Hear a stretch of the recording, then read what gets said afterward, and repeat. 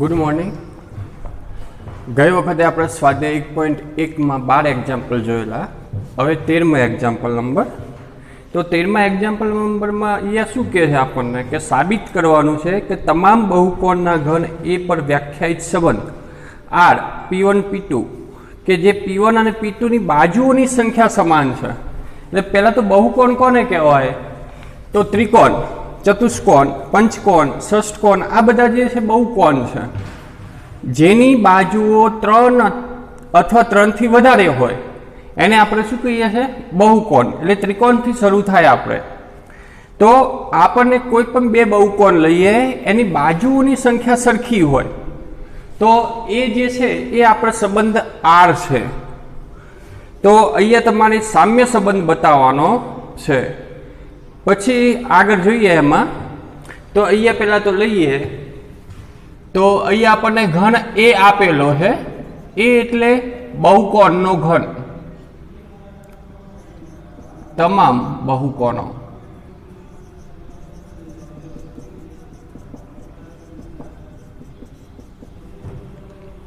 સંબંધ R બરાબર શું આપ્યું છે? તો P1 P2। P1 અને P2 ની બાજુઓની સંખ્યા સરખી છે। P1 અને P2 ની બાજુઓ ની સંખ્યા સમાન છે। ચલો પહેલા તો સામ્ય ઘન બતાવી દઈએ અહીંયા। તો સામ્ય ઘન બતાવવા માટે પહેલા સ્વવાચક।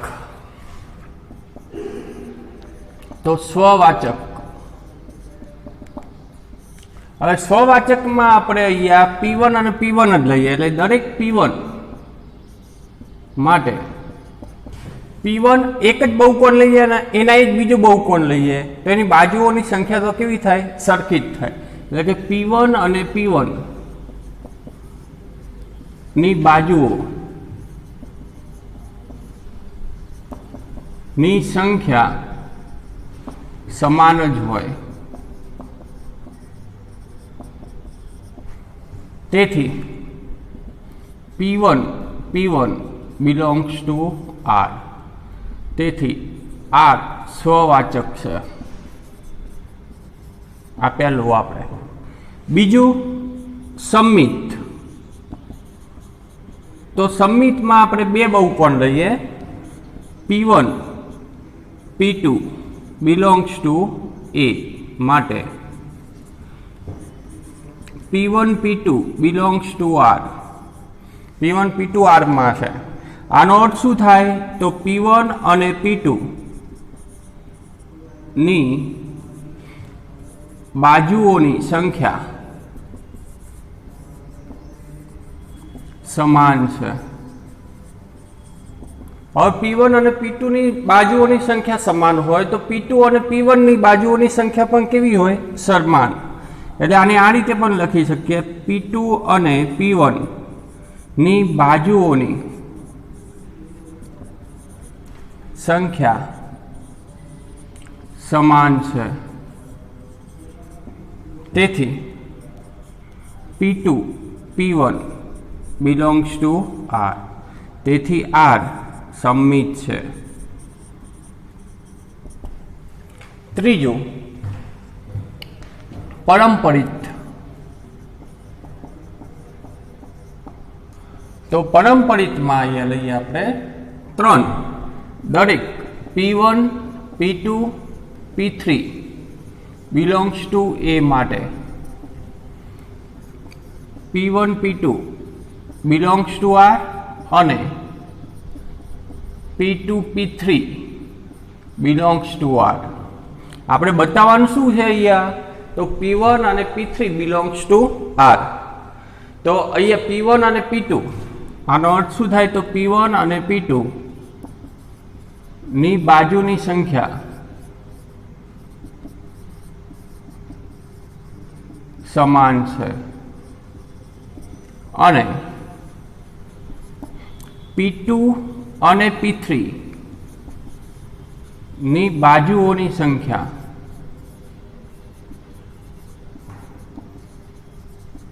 સમાન છે। તેથી P1 અને P2 ની સંખ્યા સરખી બાજુઓની, P2 અને P3 ની બાજુઓની સંખ્યા સરખી, તો P1 અને P3 એની બાજુઓની પણ સંખ્યા કેવી હોય? સરખી। એટલે P1 અને P3 ની બાજુઓની સંખ્યા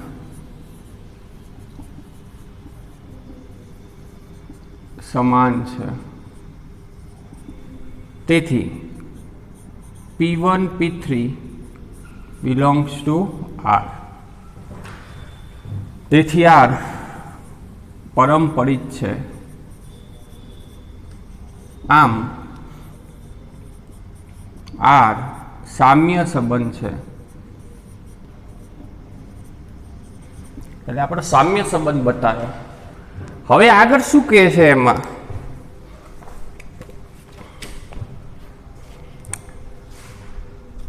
તો અહીંયા કહે છે કે 3, 4 અને 5 લંબાઈની બાજુઓ વાળા કાટકોણ ત્રિકોણ સાથે સંબંધ R ધરાવતા ઘન એના તમામ ઘટકોનો ઘન શું મળશે? હવે જો 3, 4, 5 એ કાટકોણ ત્રિકોણ છે,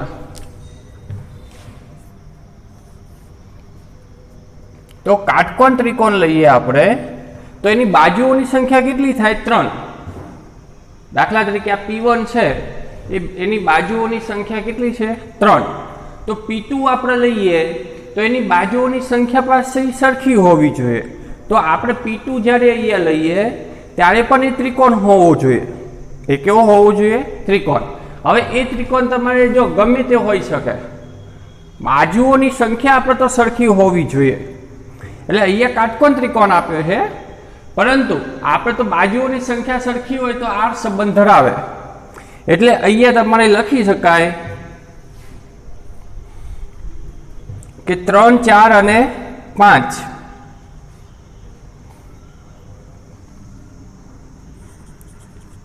3, 4 અને 5 લંબાઈની બાજુઓ ધરાવતા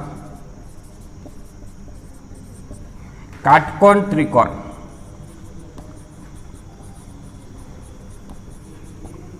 સાથે સંબંધ R ધરાવતો ઘન ત્રિકોણ મળે। અહીંયા આપણને કાટકોણ ત્રિકોણ આપ્યો છે, પણ એના સાથે સંબંધ ધરાવતો ઘન આપણને કોઈ પણ ત્રિકોણ લેવાય, એવું ફરજિયાત નહીં કે કાટકોણ ત્રિકોણ જ લેવો, કોઈ પણ આપણે ત્રિકોણ લઈ શકીએ।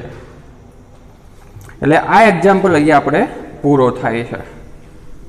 હવે એના પછીનો એક્ઝામ્પલ જોઈએ, 14 નંબર। તો એક્ઝામ્પલ નંબર 14।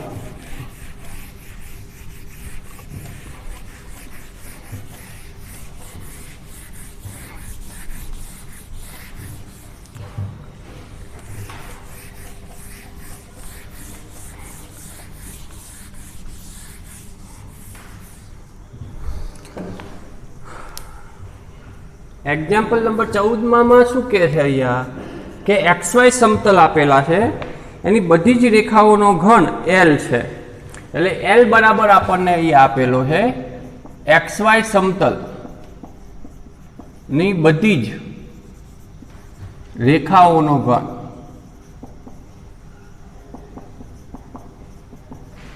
XY સમતલમાં રેખાઓ લઈએ આપણે, એ બધી જ રેખાઓનો ઘન એટલે આપણે શું લઈએ છે? L। સંબંધ R શું છે?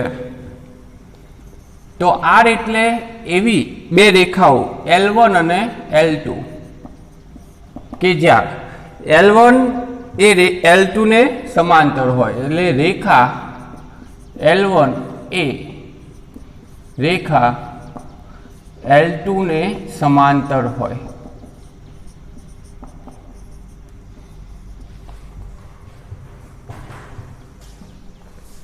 તો આ સામ્ય સંબંધ બતાવવાનો છે।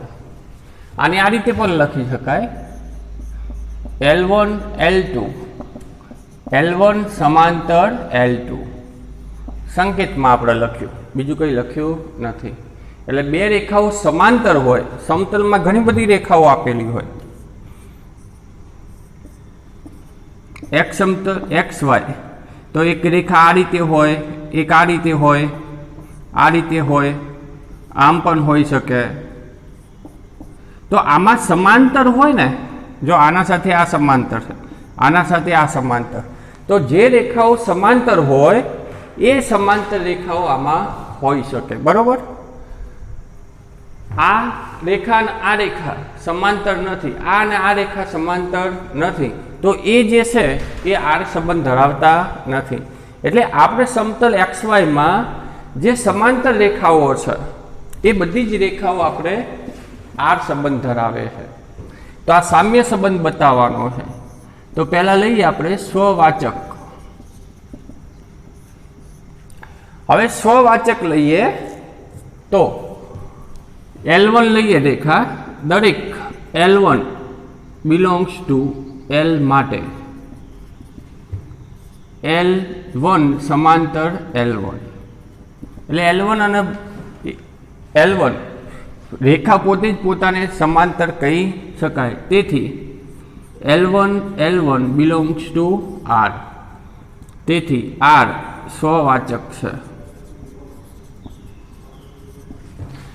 सम्मित, सम्मित में आपणे बे रेखाओ बीजी लईए L1 L2 belongs to L माटे L1 L2 ए R मांथी लईए। आनो अर्थ शुं थाय? L1 समांतर L2, L1 અને L2 समांतर है। आने आ रीते पण लखी शकाय L2 समांतर L1 અને આ રીતે લખો તો L2 L1 બિલોંગ્સ ટુ શું થઈ જાય? R। તેથી R સમમિત છે। ત્રીજું હવે લઈએ પરમપરિત। પરમપરિતમાં ત્રણ રેખાઓ લઈએ L1 L2 L3 belongs to L માટે L1 L2 આપણે R मांथी लईए અને બીજો L2 અને L3 એ પણ R मांथी लईए। L1 L2 R मांथी लीधा है, L2 L3 R मांथी लीधा है। હવે L1 L2 R मांथी लीधो एनो मतलब L1 समांतर L2 અને બીજું L2 समांतर L3। आनो अर्थ शू थाय? तो L1 समांतर L3, कारण के एक रेखा है एने आ समांतर होय अने आने पासे बीजी एक समांतर होय तो आ ने आ बंने रेखाओ केवी होय? समांतर होय। तेथी L1 L3 belongs to R, तेथी R परमपरित छे। आम R साम्य संबंध है। क्यों है? साम्य संबंध। हवे आगळ एमां जोईए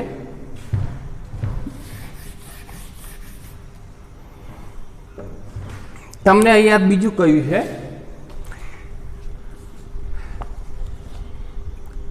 कि रेखा y बराबर 2x + 4 साथे संबंध R धरावती तमाम रेखाओनो घन आपणे शोधवानो छे।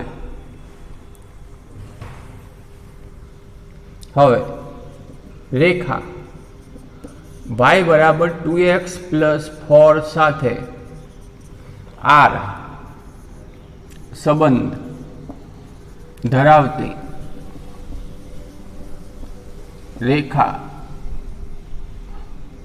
कई थाय ए आपणे लखवानुं छे। तो आपने खबर है कि ax + by + c बराबर 0 रेखा होय तो आ रेखा ने समांतर रेखा, आ रेखा ने समांतर रेखा कई थाय? तो समांतर रेखा होय ने एमां x અને y ना सहगुणक सरखा होय। x અને y ना खाली अचर पद बदलाय प्लस दाखला तरीके या c ની જગ્યાએ k बराबर 0 લખી દઈએ। k belongs to R। आ जे छे ने एने समांतर रेखा थाय। दाखला तरीके अहींया आपणे एक रेखा आपी होय 2x + 3y + 5 बराबर 0 તો આને સમાંતર રેખા કોઈ પણ લખવી હોય તો આ રીતે લખી શકાય 2x + 3y પ્લસ ખાલી અહીંયા અચળ પદ જ બદલાય, અચળ પદ બદલાય. જો અચળ પદ જ બદલાતું હોય તો એ રેખાઓ કેવી કહેવાય? સમાંતર. અને લંબ રેખા લખવી હોય, આ યાદ રાખજો, લંબ રેખા લખવી હોય તો એમાં 4 ફેરફાર થાય. પહેલો ફેરફાર x અને y ના સહગુણક બદલાઈ જાય, એટલે bx થઈ જાય, ay થઈ જાય. પ્લસ હોય તો માઇનસ થાય, વચ્ચેલાનું ચિહ્ન બદલાય અને અચળ પદ બદલાય. k belongs to r. એટલે જો લંબ રેખા લખવી હોય તો આ રીતે લખી શકાય. એમાં 4 ફેરફાર થાય. x અને y ના સહગુણક બદલાય એટલે 2 ફેરફાર. પ્લસ હોય તો વચ્ચેલું ચિહ્ન બદલાઈ જાય, માઇનસ, માઇનસ હોય તો પ્લસ થાય અને અચળ પદ બદલાય. એટલે અહીંયા તો આપણે સમાંતર રેખા જ માગી છે, પણ લંબ કયું હોય તો આ રીતે લખી શકાય. તો આ રેખાને સમાંતર રેખા લખવી હોય તો x અને y ના સહગુણક સરખા જ રહેશે. એટલે y બરાબર 2x પ્લસ અહીંયા અચળ પદની જગ્યાએ હું c લખી દઉં, c બિલોંગ્સ ટુ r મળે. એટલે રેખા y બરાબર 2x + 4 સાથે સંબંધ આ જે ધરાવે છે એવી રેખાઓ આપણને y બરાબર 2x + c મળે.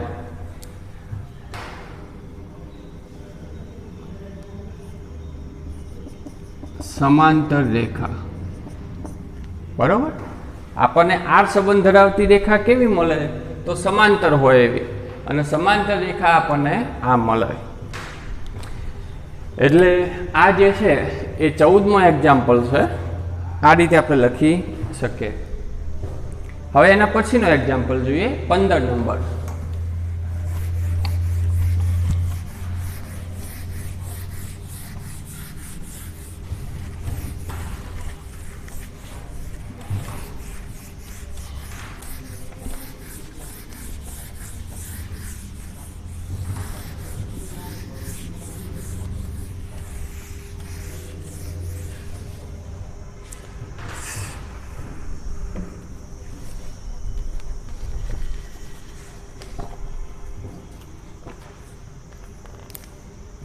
હવે એક્ઝામ્પલ નંબર 15 માં શું કહે છે કે 1 2 3 4 ઉપર સંબંધ આર ધરાવતો અહીંયા આપણને ઘણ આપેલો છે. 1 2 2 2 1 1 4 4 1 3 3 3 અને 3 2. આટલો આપણને ઘટકો આપેલા છે. તો અહીંયા 4 ઓપ્શન આપેલા છે આપણને. એવો ઓપ્શનમાંથી કયો સાચો છે એ નક્કી કરવાનો છે. એમાં દરેકમાં જો સ્વવાચક, સંમિત અને પરંપરિત છે કે નહીં એ ચકાસવાનું છે. તો અહીંયા આપણે પહેલાં જોઈ લઈએ કે આમાં કેવું છે, સ્વવાચક છે કે નહીં. તો સ્વવાચક, હવે જો આ ઓપ્શન છે એટલે બધું લખાવતા નથી. તો સ્વવાચકમાં જો 1 1 2 2 3 3 અને 4 4 બધા જ છે અહીંયા. 1 1 2 2 3 3 4 4 આ જે છે એ બધા જે છે એ આરમાં છે, એટલે સ્વવાચક છે. બીજું સંમિત. સંમિતમાં જો ઉલટા જે છે એ આમાં હોય કે નહીં, તો 1 2 છે તો એનું ઉલટું કરીએ તો 2 1 આમાં દેખાતો નથી, એટલે 1 2 બિલોંગ્સ ટુ આર છે. પણ 2 1 આનું ઉલટું કરીએ તો એ આરમાં નથી, તેથી સંમિત નથી. પરંપરિત છે.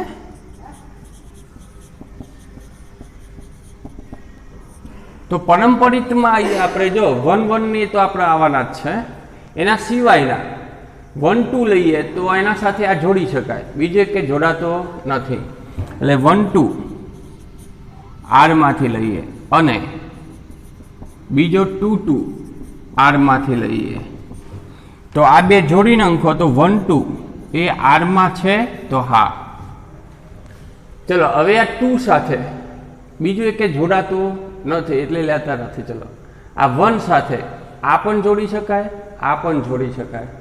તો આના સાથે આ જોડીએ તો 1 1 आर में है अने 1 2 आर में तो 1 2 थशे ए तो आर में है ज पछी 1 3 जोड़ीए तो 1 1 आर में है अने 1 3 ए पण आर में है तो 1 3 आ बे जोड़ी नाखो तो 1 1 निकली जाए तो 1 3 ए पण आर में है ज एटले आना साथे पण बधा घटको थाय छे 4 4 साथे तो बीजो के छे ज नहीं 3 साथे एक आ लई शकाय आ लई शकाय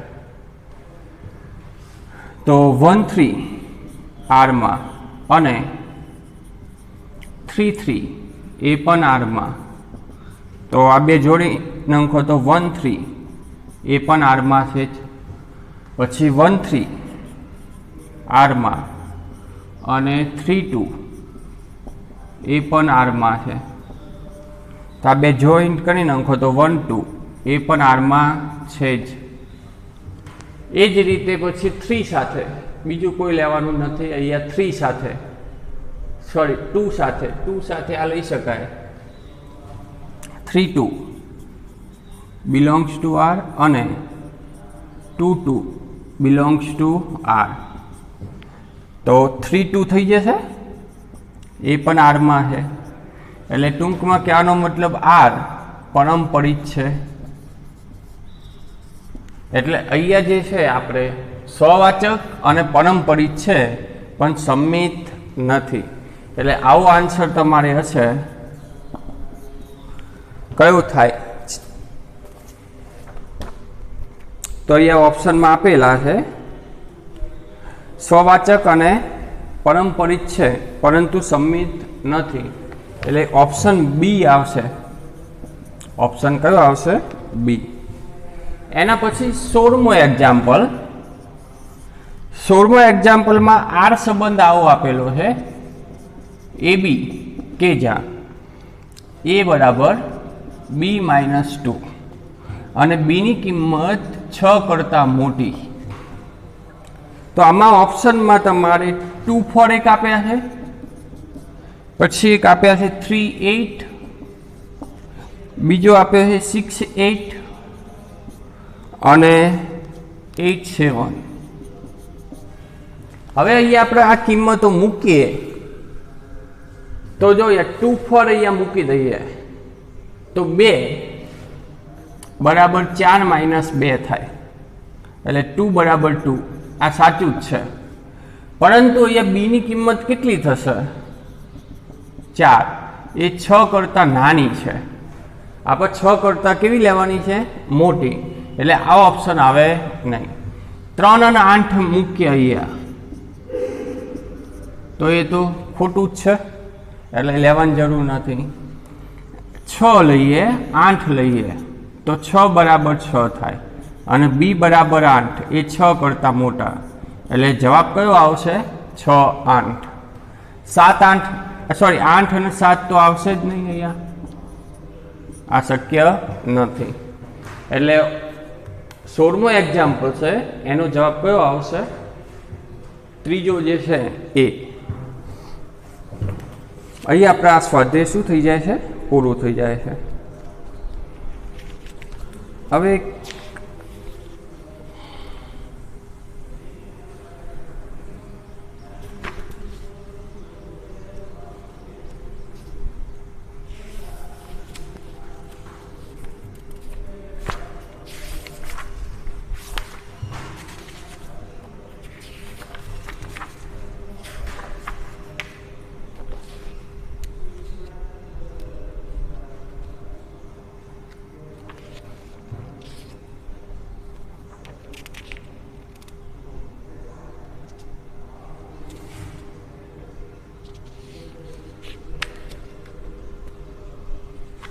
अहीं आपणे आ पूरुं करीए छे हवे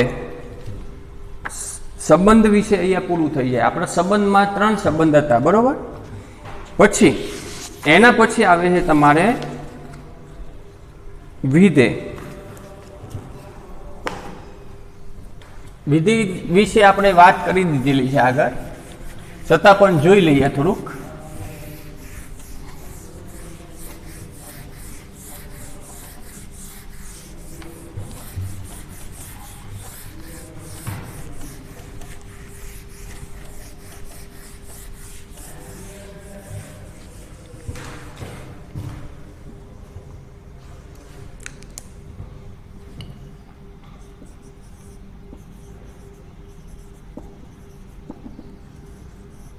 વિધેય કોને કહેવાય પહેલા તો એની વ્યાખ્યા આપણે કરી હતી બરોબર।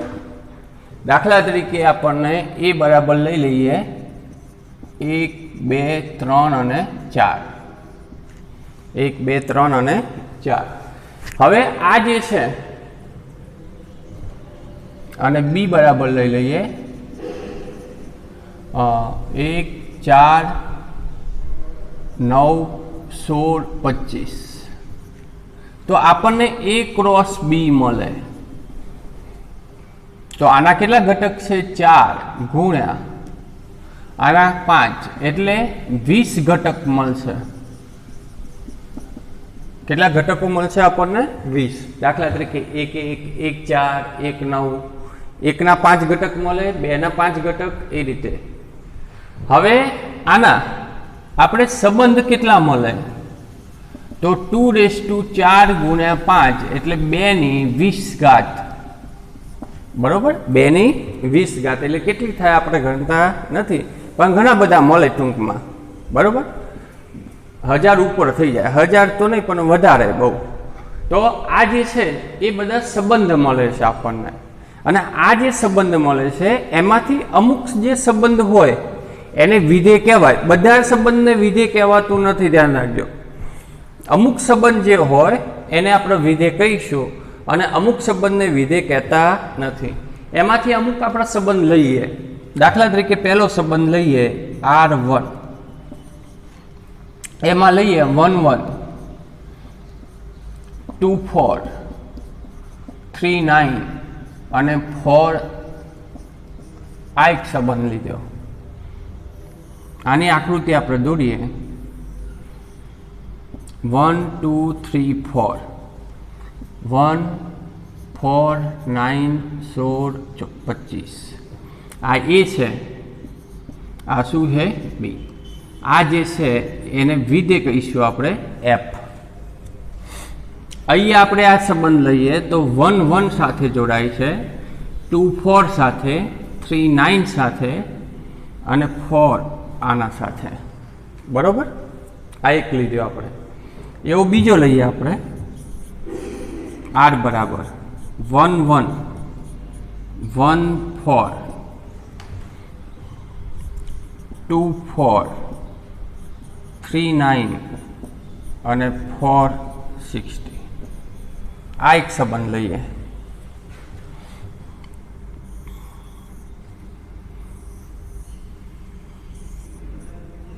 એફ એ બી એટલે કે 1 2 3 4 અહીંયા 1 4 9 16 25 એક જે છે એ એક સાથે જોડાયેલો છે પછી 1 4 સાથે જોડાયેલો છે 2 4 સાથે જોડાયેલો છે 3 9 સાથે જોડાયેલો છે 4 16 સાથે જોડાયેલો છે। હવે આપણે આ નહીં લખીએ ડાયરેક્ટ આકૃતિ દોરીએ છીએ બરોબર। ત્રીજો સંબંધ એમાં ફક્ત આકૃતિ દોરીએ। હવે એ બી એફ 1 2 3 4 અહીંયા 1 2 3 સોરી 1 4 9 16 25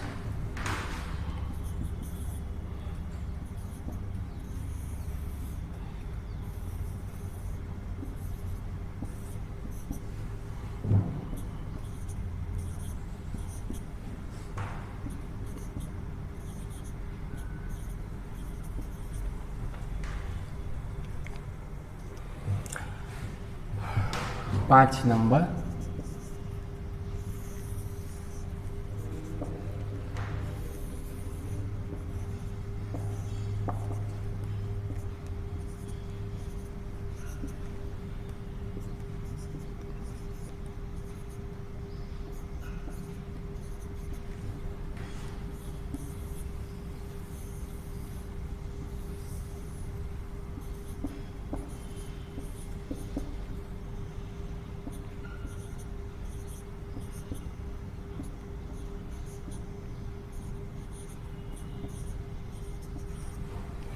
હવે આપણે જે દોરવાના છે સંબંધ એ આ રીતે દોરીએ. એક સાથે આપણે લઈએ 4, 2 સાથે 1, 3 સાથે 16, 4 સાથે 9. અહીંયા લઈએ આપણે 1 સાથે 1, 2 સાથે 4, 2 સાથે 16, 3 સાથે 9, 4 સાથે 25. અહીંયા લઈએ આપણે 1 સાથે 9, 2 સાથે 3 સાથે પણ 1 અને 4 સાથે 9. અહીંયા લઈએ 1.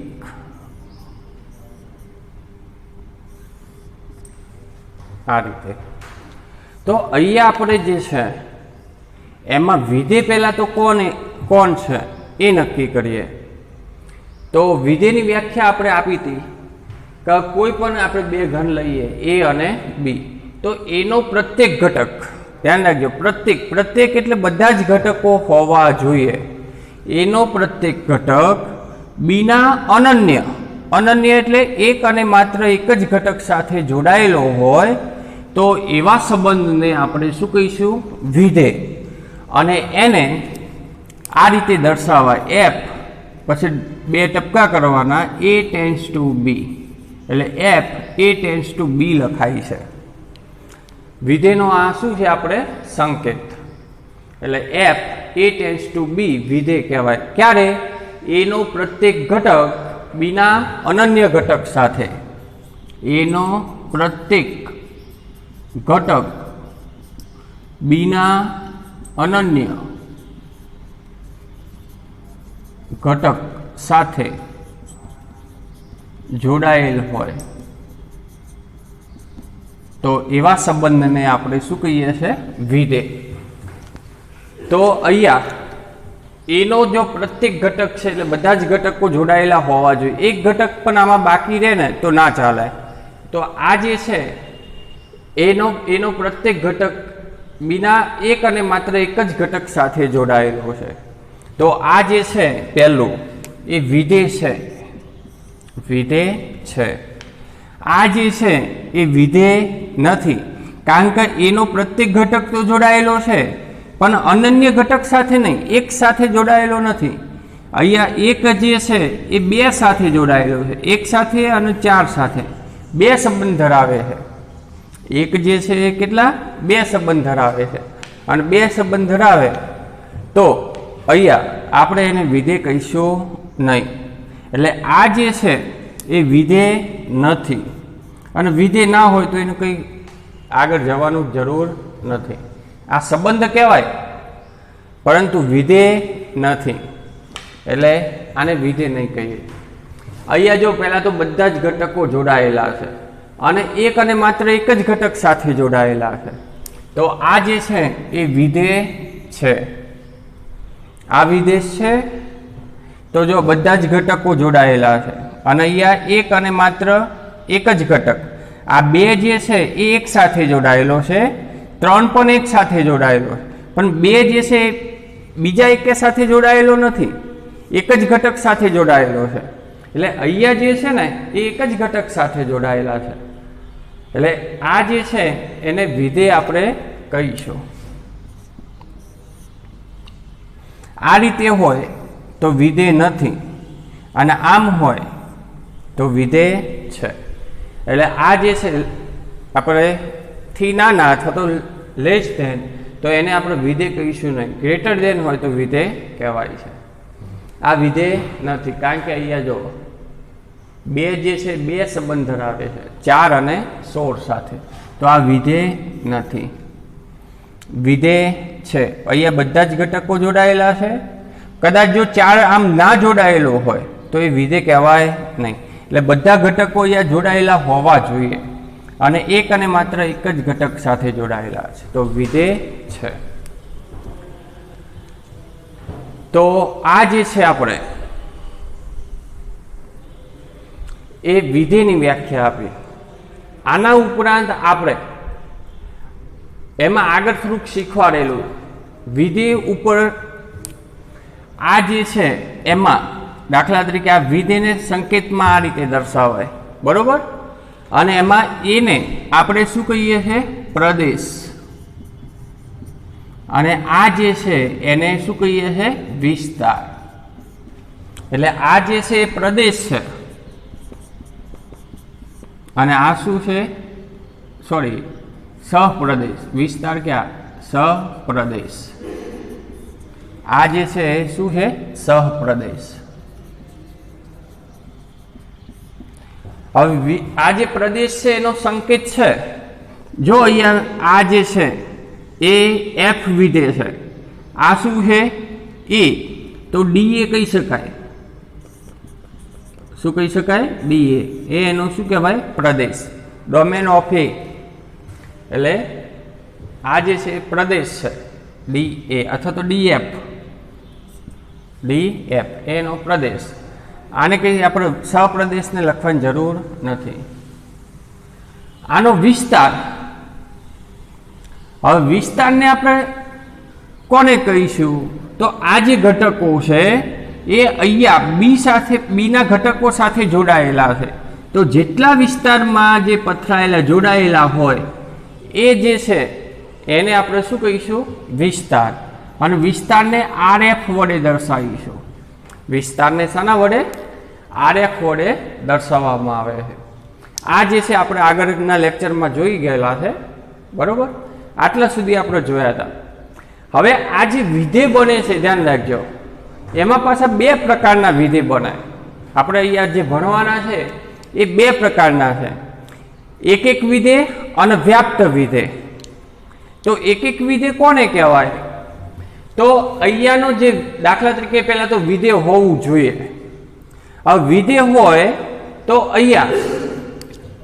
અહીંનો પ્રત્યેક ઘટક છે અહીંયાના ઘટક સાથે જોડાયેલો હોય. એમાં એક ઘટક જો એક જ ઘટક સાથે જોડાયેલા હોય તો એવા વિધેયને આપણે શું કહીશું? એક વિધેય. તો અહીંયા જો એક સાથે, 2 4 સાથે, 3 9 સાથે, 4 16 સાથે, બીજો એક ઘટક અહીંયા જોડાયેલો નથી. તો આ જે છે ને એક વિધેય કહી શકાય. એક વિધેય કહી શકાય. આ તો વિધેય જ નથી તો એની વાત નથી કરતા. આ વિધેય છે પણ એક નથી. કેમ એક નથી? કારણ આ એક વિધેય છે કારણ કે 1 છે 4 સાથે, 2 1 સાથે, 3 16 સાથે, 4 9 સાથે, બધા અલગ અલગ સાથે જોડાયેલા છે. એટલે આ જે છે એ પણ એક વિધેય છે. કેવું છે? એક વિધેય. આ તો વિધેય જ નથી તો આપણે લખતા નથી. ચલો, અહીંયા આ જે છે વિધેય છે, પરંતુ અહીંયા ધ્યાન રાખજો કે આ જે છે ને એ બંને એક સાથે જોડાયેલા છે. એટલે અહીંયા જો બે ઘટકો જો એક જ ઘટક સાથે જોડાયેલા હોય તો એક વિધેય નથી. એને શું કહેવાય? તો અનેક વિધેય કહેવાય. અનેક વિધેય એટલે અનેક અહીંયા જે હોય એ એક જ ઘટક સાથે જોડાયેલા હોય તો એવા વિધેયને શું કહેવાય? અનેક વિધેય. આ જે છે એ એક વિધેય છે કારણ કે અહીંયા એક જ ઘટક સાથે જોડાયેલો છે, બે ઘટક સાથે જોડાયેલા નથી. તો આ જે છે એ એક વિધેય કોને કહેવાય?